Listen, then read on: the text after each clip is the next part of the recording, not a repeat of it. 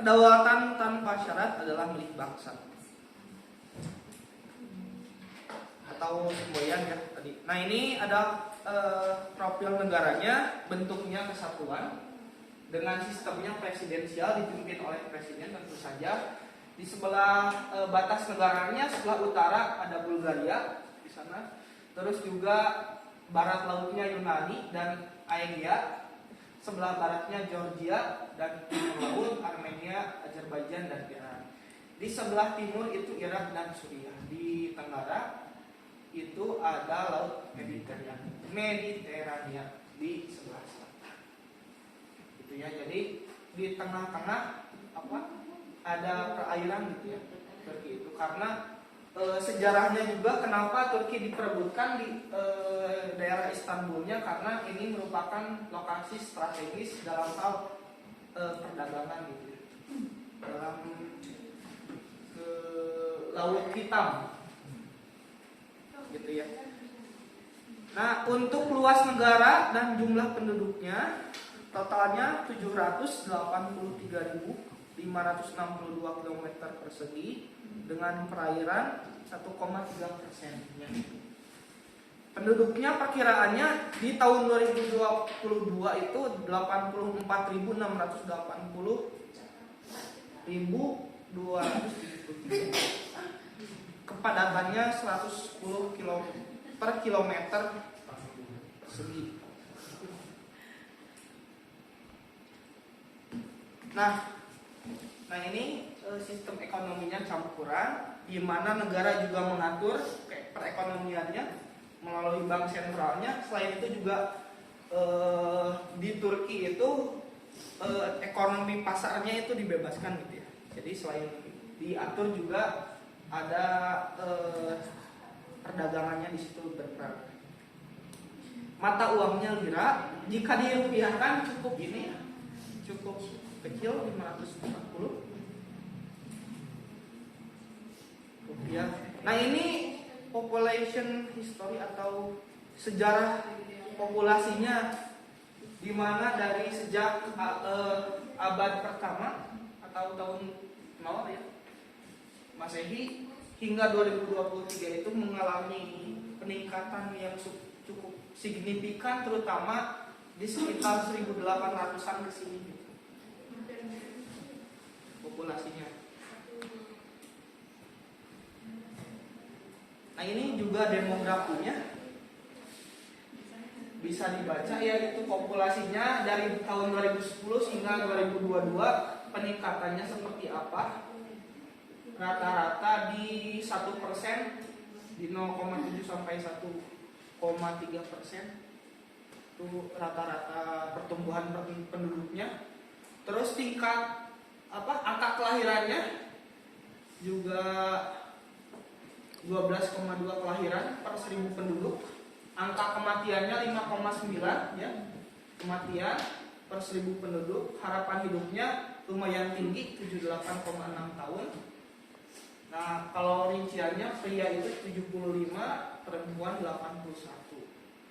Nah, ini struktur usianya yang ada di populasi di Turki. Yang paling banyak itu di usia produktif ya, antara 15 sampai 64 tahun.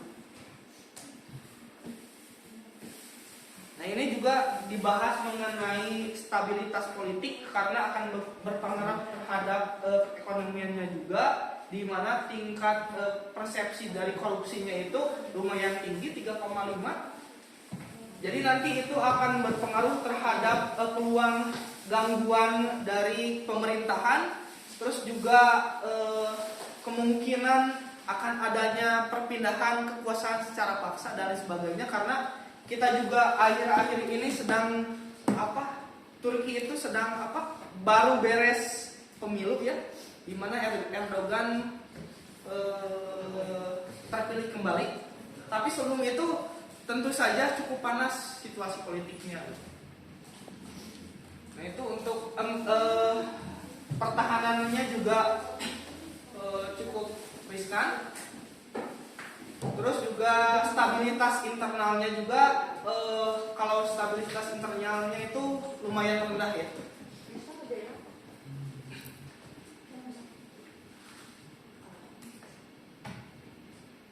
Nah ini merupakan pertumbuhan PDB realnya dari negara Turki sebesar 3,5% pada 2022 Desember. Ini turun dibanding di bulan Septembernya, yaitu 4,0% gitu ya pertumbuhannya. Jadi data ini diperbarui per bulan. Rata-ratanya dari ditarik garis-garis 99 sampai tahun 2022 itu rata-rata pertumbuhan ekonomi PDB realnya itu 6,1%.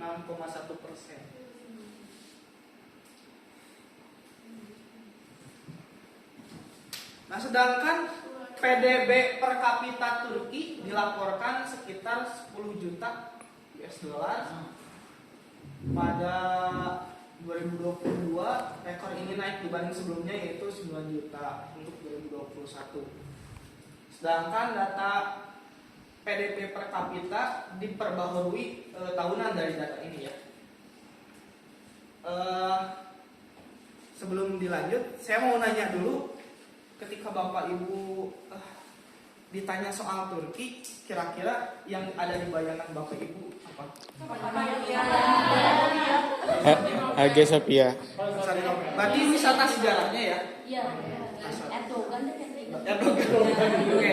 Kira-kira dari keseluruhan Turki itu termasuk negara maju atau tidak? Berkembang. Indah, maju gitu ya. Canggih banget ya. Oke, nanti kita akan coba gambarkan apakah seperti itu atau tidak ya. Nah ini neraca perdagangannya lumayan minus ya. Neraca perdagangan Turki dilaporkan sebesar minus 8,5 US dollar pada April 2023. Ini turun dari bulan sebelumnya, yaitu minus 7,8 US dollar. Nah ini berarti ada masalah gitu. Terus ekspor utama dari Turki itu ada serat tekstil, benang, kain dan pakaian, besi dan baja. Di sektor pertaniannya juga ada buah-buahan, sayur-sayuran, juga ada beberapa dari produk peternakan, tembakau hingga mesin. Nah, sekitar setengah dari semua perdagangan Turki itu terjalin dengan negara-negara di Eropa, di mana Jerman menjadi mitra dagang utama. Nah, ekspor Turki ini ke seluruh dunia menembus 254,17 miliar pada tahun 2022. Nah, untuk importnya itu kebanyakan sih dari Rusia dan Cina ya. Itu dari untuk mengimpor mesin, bahan kimia, produk minyak, bumi, peralatan transportasi hingga barang konsumsi.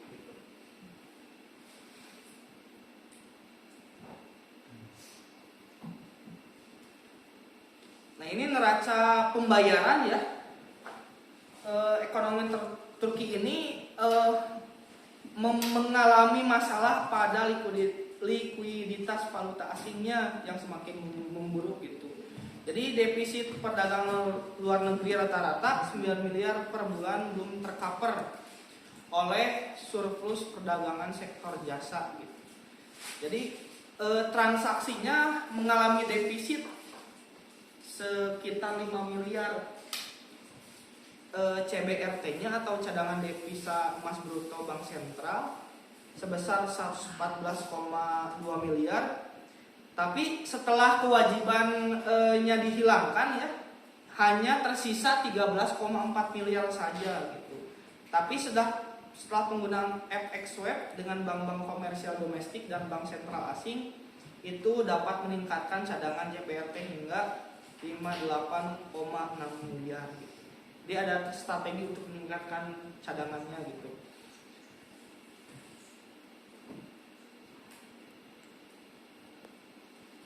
Nah ini inflasinya. Nah kalau misalkan disebut sebagai negara maju, kalau Turki itu termasuk ke G20 ya, sama dengan Indonesia salah satunya.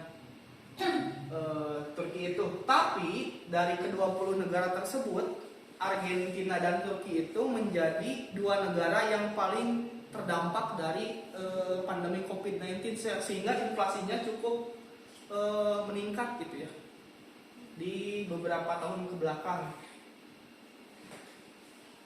Nah, ini penjelasannya inflasi indeks harga konsumen pada Maret 2023 di angka 50,51%. Jadi jika harga barang 10.000 berarti ditambah 50%-nya kenaikannya gitu.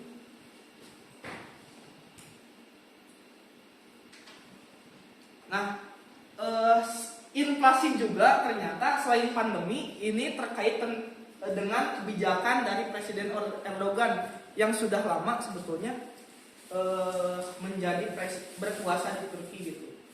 Di mana pada 2020 beliau pernah bilang bahwa di Turki itu ada yang namanya segitiga setan yang menjadi masalah ekonominya, yaitu suku bunga tinggi, inflasi tinggi, fluktuasi kurs mata uang, liranya juga tidak stabil gitu. Nah, jadi Erdogan ini kan menganut sebetulnya dia pribadi menganut sistem ekonomi syariah ya. Jadi berbasis keislaman gitu sebetulnya. Jadi dia itu tidak setuju akan kebijakan suku bunga tinggi. Di mana persepsi dia jika suku bunga tinggi itu akan mengakibatkan inflasi juga tinggi. Dan juga fluktuasi kurs mata uang lira juga tidak stabil gitu. Tapi hasilnya inflasinya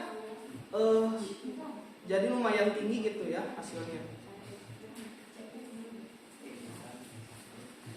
Nah, tapi kan secara teori kalau teman-teman tahu pernah baca tentang teori inflasi dan juga hubungannya dengan suku bunga, jika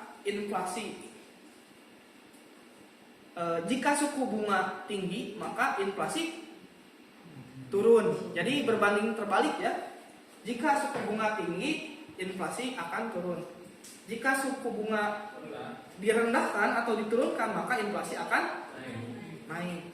Karena apa? Karena ini berhubungan dengan jumlah uang deposito yang ada di bank gitu. Jadi kalau misalkan suku bunga tinggi, berarti otomatis kan nanti masyarakat akan berbondong-bondong untuk menabung. Karena suku bunganya tinggi. Jadi nanti inflasi juga akan dikurangi, penyebaran uang di masyarakat juga akan berkurang. Sebaliknya jika suku bunganya rendah, maka akan semakin banyak masyarakat yang meminjam. Maka dari itu inflasi akan semakin banyak karena beredaran uang di masyarakat akan banyak. Itu secara teori ya. Saya juga tidak tahu, itu cuma secara teori. Tapi di Turki sendiri di tahun-tahun ini itu terutama setelah Erdogan terpilih kembali dan guncangan-guncangan gangguan ekonomi yang terjadi, bahkan kalau teman-teman tahu di beberapa tahun ke belakang Turki itu mencapai inflasi tertingginya yaitu 85% gitu. Ya, karena berbagai faktor tadi gitu. Jadi solusinya adalah Erdogan menunjuk gubernur bank sentral baru. Ini Hatice Gaye Erkan, dia tuh lulusan di sekolah di Harvard kalau nggak salah. Jadi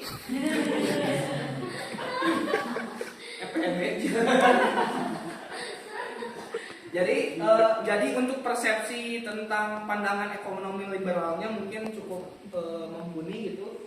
Ditambah juga dengan menteri perekonomiannya juga ditunjuk yang baru. Ini dikenal dengan seorang yang sangat modern ekonomi.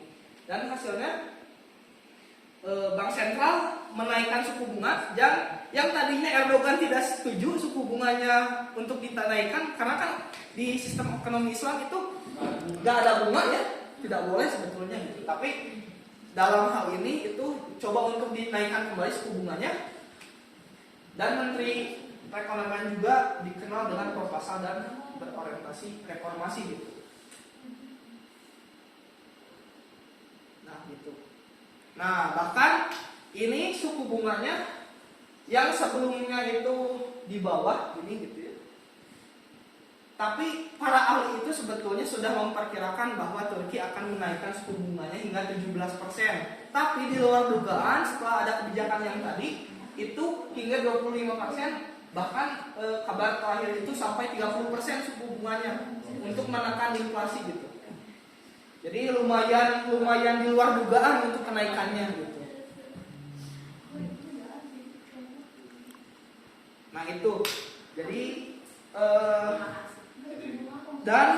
informasi terakhir bahwa untuk inflasi hari ini September terakhir itu Turki inflasinya 61,35%. Mungkin kalau dari tahun-tahun yang puncaknya gitu, puncaknya 85% lumayan turun. Tapi apabila dibandingkan per bulan itu ternyata dari Agustus itu ada